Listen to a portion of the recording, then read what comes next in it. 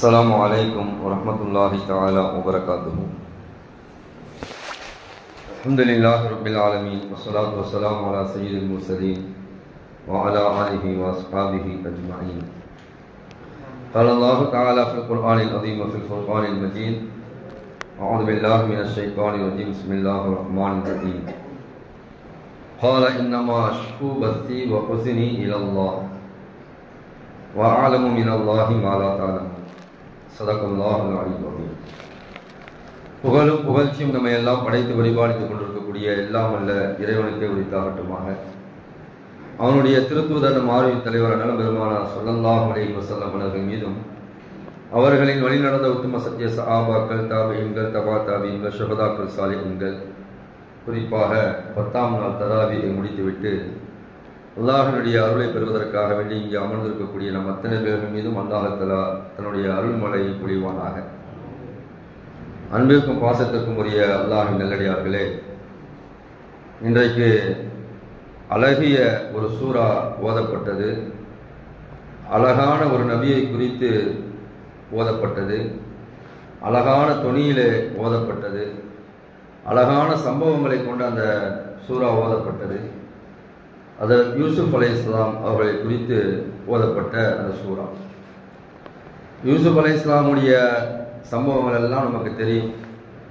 அதை தெரியாதவர்கள் யாரும் இருக்க முடியாது. யூசுப் அலைஹிஸ்ஸலாமுடைய அழகுக்கு மயங்காதவர்கள் யாரும் இருக்க முடியாது. அந்த காலத்தில் யூசுப் அலைஹிஸ்ஸலாமுடைய அழகுக்கு மயங்கி அவர்கள் என்ன செய்தார்கள், அதற்கு பிறகு யூசுப் அலைஹிஸ்ஸலாம் அவர்கள் எப்படி மாறினார்கள், எவ்வளவு பெரிய ஒரு இடத்துக்கு போனாங்க, இந்த சம்பவங்கள்லாம் நம்ம வருஷம் வருஷம் கேட்டுக்கிட்டே வரோம்.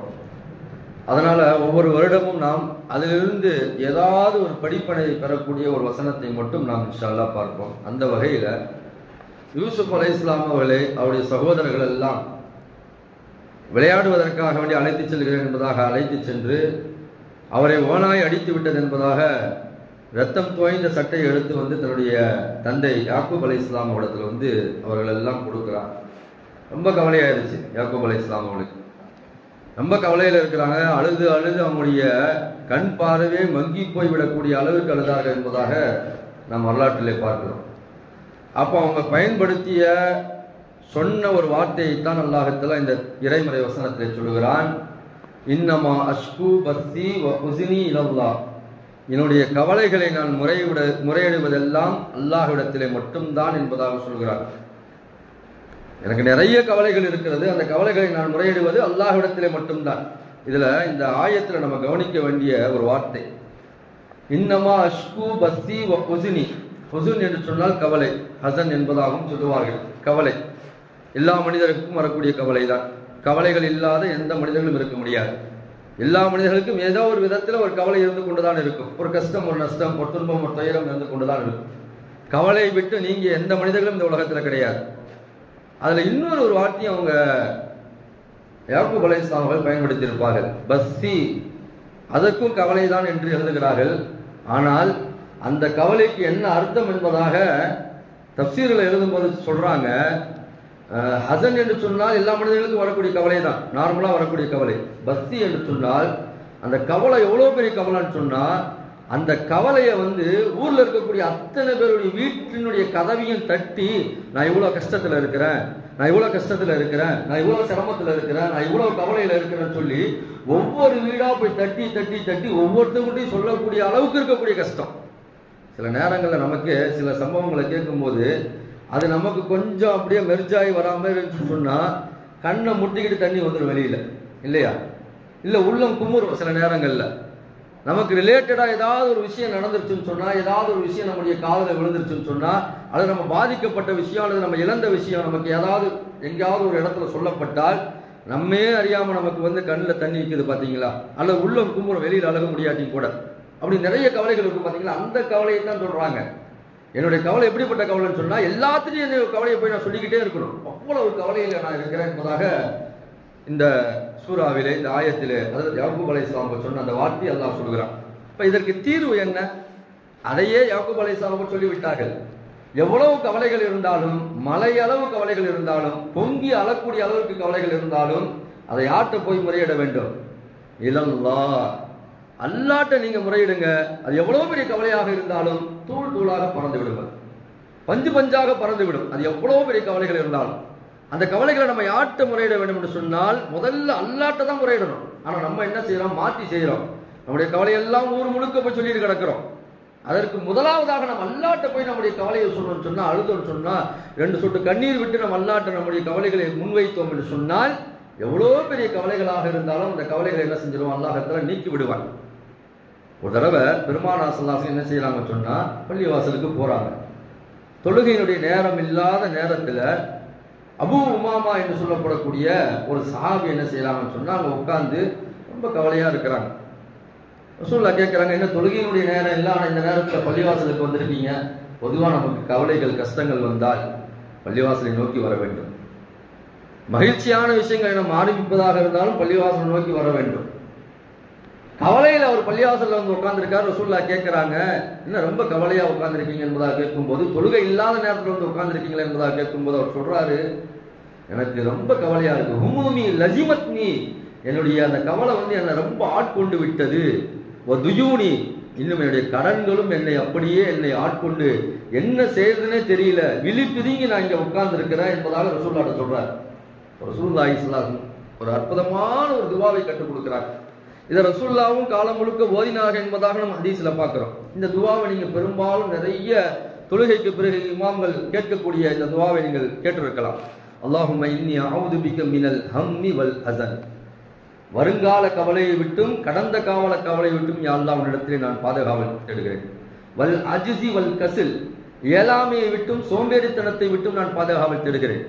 வல் ஜுபுனி வல் புகுல், கோழைத்தனத்தை விட்டும் கஞ்சத்தனத்தை விட்டும் நான் பாதுகாவல் தேடுகிறேன்.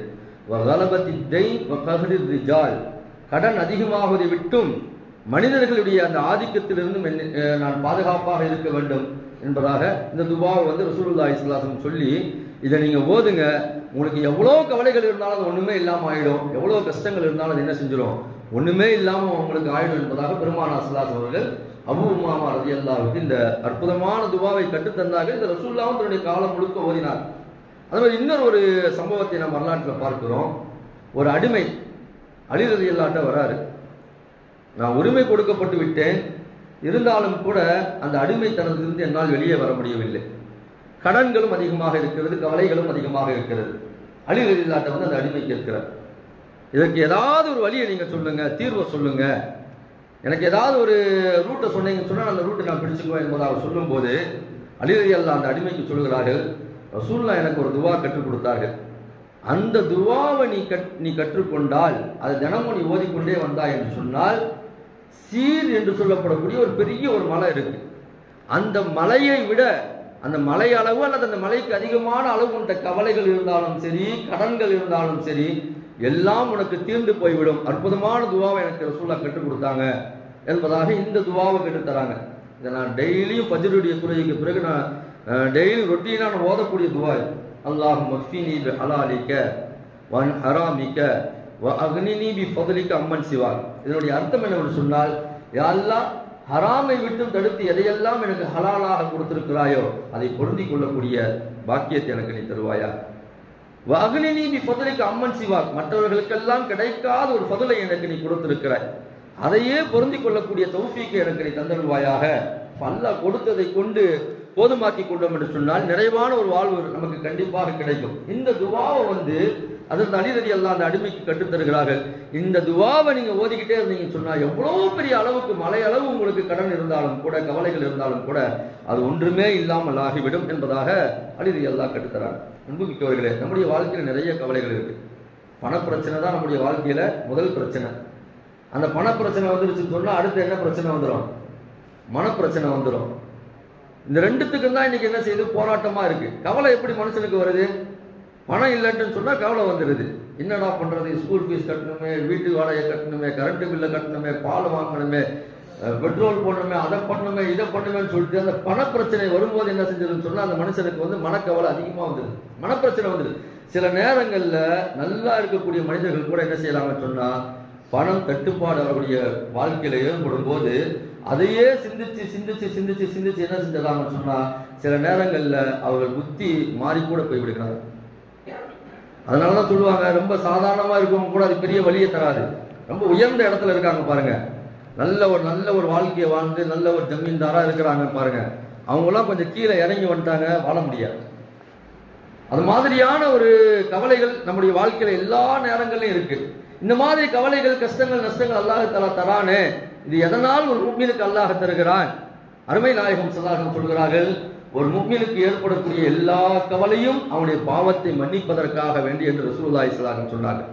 மா யுஸீபுல் முஃமினு மின் வஸபின் வலா நஸபின், அவனுக்கு எந்த ஒரு வலி ஏற்பட்டாலும், உடல்ல ஒரு வலி ஏற்பட்டாலும், அல்லது சாதாரணமா களைப்பா உட்கார்ந்திருந்தாலும் சரி, வலா சகமின், அவனுக்கு ஒரு ஜுரம் வந்தாலும் சரி, ஒரு தலைவலி வந்தாலும் சரி, வலா அஸனின், அவனுக்கு எந்த கவலைகள் வந்தாலும், இன்னொரு ரசூலுல்லாஹ் சொல்றாங்க, ஹத்தல் ஹம்மு யுஹம்மமஹு, அவன் நினைக்கிறான் இத மாதிரி ஒரு பெரிய கவலை என்னுடைய வாழ்க்கையிலே இல்லைன்னு நினைக்கிறான் பாருங்க.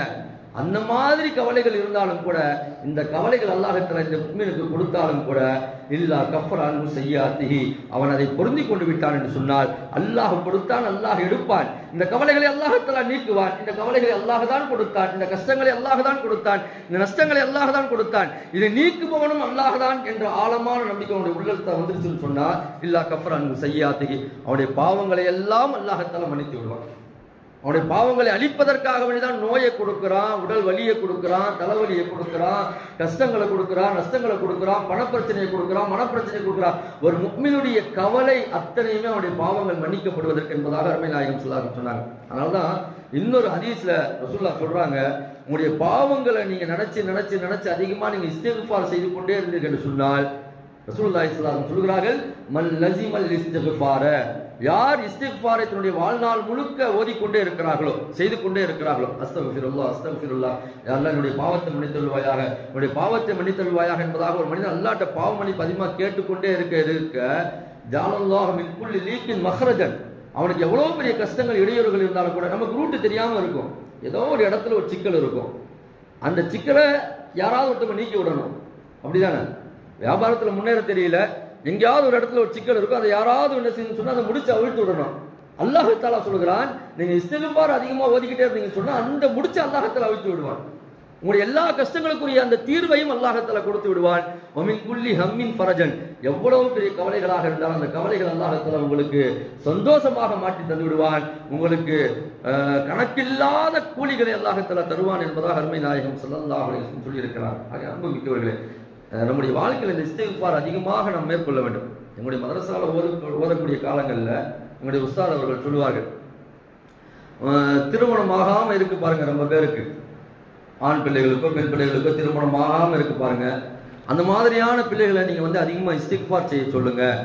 அவனுடைய வாழ்க்கையில ஏதோ எங்கேயோ ஒரு இடத்துல சின்ன சின்ன தவறுகள் செஞ்சிருப்பாங்க, அந்த பாவங்கள் அவருக்கு அந்த நன்மையை செய்ய விடாமல் தடுத்து கொண்டே இருக்கும். அதனால அவரை இஸ்திக்ஃபாரை நீங்க அதிகமா, அந்த ஆண் பிள்ளையும் சரி அந்த பெண் பிள்ளையும் சரி, நீங்க வரன் தேடிக்கொண்டே இருக்கிறீங்கன்னு சொன்னா அந்த பிள்ளைங்களை இந்த இஸ்திக்ஃபார் செய்து கொண்டே இருக்க சொல்லுங்க. அவங்க இஸ்திக்ஃபார் பாவம் மன்னிப்பு அல்லாஹ்ட்ட கேட்க அல்லாஹ் தஆலா அந்த வரனுடைய அந்த பகுதி அல்லாஹ் தஆலா திறந்து விடுவான். நல்ல ஒரு வரன் அல்லாஹ் தஆலா கொடுப்பான் என்பதாக நம்முடைய உஸ்தாத் அவர்கள் சொல்லுவாங்க. ஆகையால் நம்ம அல்லாஹ்ட்ட எவ்வளவு கவலைகள் இருந்தாலும் கூட, மலையளவு கவலைகள் இருந்தாலும் கூட, நம்ம அல்லாஹ்ட்ட இஸ்திக்ஃபார் செய்து பாவ மன்னிப்பு கேட்டு அல்லாஹ்ட்ட நம்முடைய தேவைகளை முன்வைக்கும் போது அல்லாஹ் தஆலா நம்முடைய தேவைகள் அத்தனையும் அல்லாஹ் தஆலா பொறுப்பேற்று நமக்கு அதை நிறைவேற்றி தருவான். அல்லாஹ் தஆலா நமக்கு ஏற்பட்டிருக்கக்கூடிய வருங்கால கவலையாக இருக்கட்டும் சரி, கடந்த கால கவலையாக இருக்கட்டும் சரி, எல்லா கவலைகளையும் அல்லாஹ் தஆலா போக்குவானாக. சந்தோஷமான வாழ்க்கை அல்லாஹ் நமக்கு தருவானாக. குடும்பத்திலேயும் நம்முடைய பொது வாழ்க்கையிலையும் சரி எந்த விதமான பிரச்சனைகளும் இல்லாமல் சந்தோஷமாக வாழக்கூடிய நல்ல ஒரு வாய்ப்பை நம்ம அத்தனை பேர்களுக்கும் அல்லாஹ் தஆலா தந்தல்வானாக என்று துஆ செய்து வார்த்தைகள் நிறைவு செய்கிறேன். பிஸ்மில்லாஹிர் ரஹ்மானிர் ரஹீம். நவைத்து சௌமகதின் அன் அதாஇ ஃபர்லி ரமலான ஹாதிஹி ஸனத்தி